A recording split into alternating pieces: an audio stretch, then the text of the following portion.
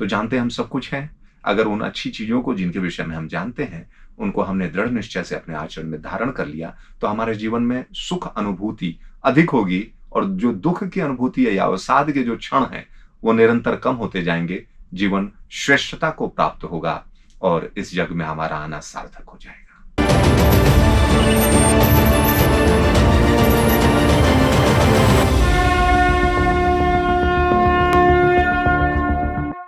गुणी गुणं वेत्ति न वेत्ति निर्गुणं, बली बलं वेत्ति न वेत्ति निर्बलः, पिको वसन्तस्य गुणं न वायस, करी च सिंहस्य बलम नमूष्का।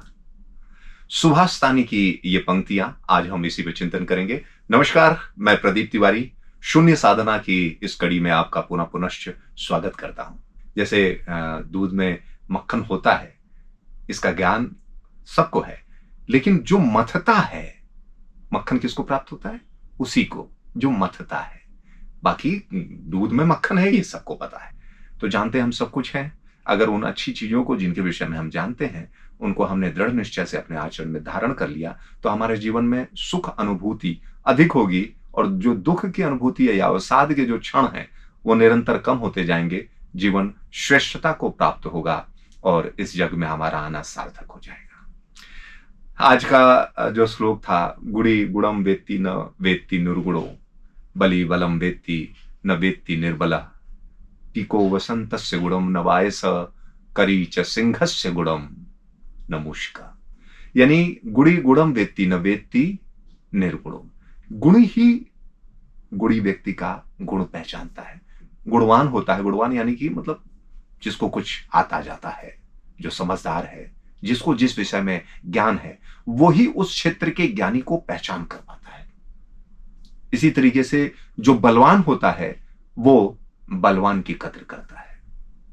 और इसके पीछे उन्होंने उदाहरण भी दिया है। क्या दिया है कि पीको वसंतस्य गुणम नवायस, जो मोर होता है ना, उसको पता चल जाता है कि ये वसंत ऋतु है और वो झूम कर नाचने लगता है।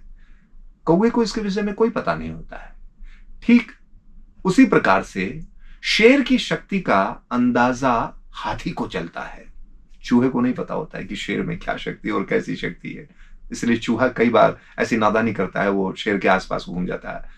लेकिन हाथी जो बलवान होता है, वो अपने ही जैसे दूसरे बलवान को यानी शेर की शक्ति को नजरअंदाज नहीं करता, वो उसे पहचानता है। ठीक इसी प्रकार से जीवन में कई बार हमने कई लोगों को ऐसे देखा है, या हमारे जीवन में भी ऐसी कई बात हो सकती है कि यार I am very good to society, मैं बहुत अच्छा हूं समाज के लिए, लोगों के लिए, संबंधों के लिए, रिश्तों के लिए मैं बहुत अच्छा हूं, किंतु मेरी कोई कद्र नहीं है। जीवन में ऐसा कई बार लोग सोचते हैं, और खासकर मासूम बच्चे, या फिर यूं कहें कि कम उम्र के, यानी कि जो मैच्योर अभी नहीं हुए हैं, 25-30 साल तक के लोग इसको बार बार सोचते हैं कि यार हमने जीवन में सबके लिए अच्छा सोचा, अच्छा किया, लेकिन यार लोग मेरी कद्र नहीं जानते हैं।